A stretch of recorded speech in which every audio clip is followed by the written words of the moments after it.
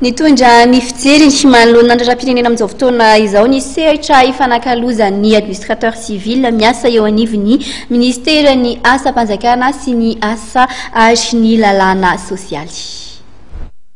Mitaky ny anarana ny lalàna sy ny ametrahana fanjakana tandalàna ny sehatra ifanakalozan'ny administrateur civil miasa eo anivon'ny ministeran'ny antany. Midika fanakorontanana ny raharaham-panjakana ny tsy fanajana ny volazany lalàna hoy izy ireo. Principe ny anay no apetraka anay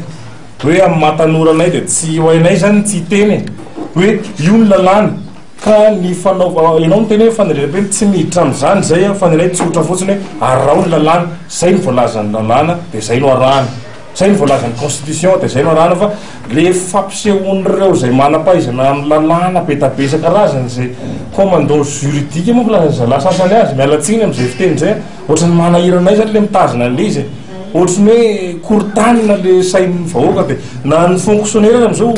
very hevitra hoe inona ary ty zavatra ty zay zany nitoeranay zay fotsiny anay mazava le principe hoe arao ny lalàna. Mikasika amin'ny fitantanana amin'ny ministeran'ny asa-panjakana manokana dia nisoritan'ireto administrateur civil ireto fa asagoavana ny miandron'ny repoblika faha-efatra. Revendication syndicale rehetra tsy voavaany tamin'ny le efatra taona teo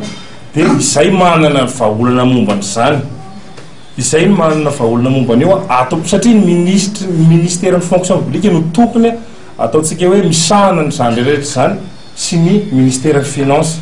dia izay manana vahaolana mikasina zany ka izay mahatonga anay miteny hoe aleo mba olona nianatra momba n'izany no apetraka ny ministre ny fonction publique. Ny fanavozana ny lalàna amin'ny fihim-piasam-panjakana, fanavozana ny fitantanana ny raharaham-panjakana, fametrahana fitantanana vaovao manome lanjany tsirairay, fanavozana ny mari-karama amin'ny mpiasam-panjakana, ireo no anisan'ny asa miandry mitantana amin'ny ministeran'ny asa-panjakana ny asa ary lalàna sosialy. Toerana izay iverin'ity vondron'ity fa tokony sahan'ny administrateur civil ny ofana manokana momba ny asa-panjakana.